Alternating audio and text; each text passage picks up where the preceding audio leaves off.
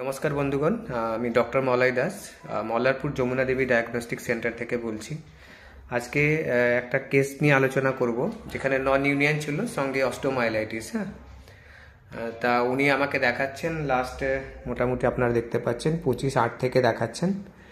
তা ওনার মার্চ মাসে অপারেশন হয়েছিল অ্যাক্সিডেন্টের পর, নন ইউনিয়ন ছিল এবং অস্টিওমাইলাইটিস ছিল। তো আজকে দেখতে পাচ্ছেন যে ইউনিয়ন হয়েছে। তো ওনার মুখ থেকেই আমরা জিজ্ঞেস করে নেবো যে ব্যথা যন্ত্রণাগুলো কেমন আছে। क्या नाम आपका?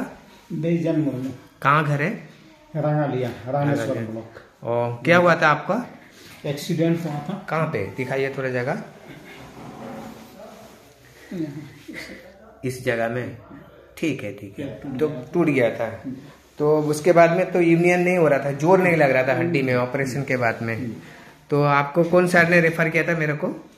दीपक कुमार मराठी सर ने। Okay okay. अभी कैसा महसूस हो रहा है दवा लेने के बाद?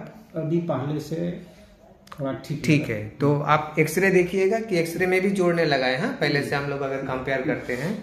ठीक है। मेरा दवा कितना महीना लिए आप? आपका दवाई अगस्त से चल रहा है। ठीक है। आपका पिताजी है ना?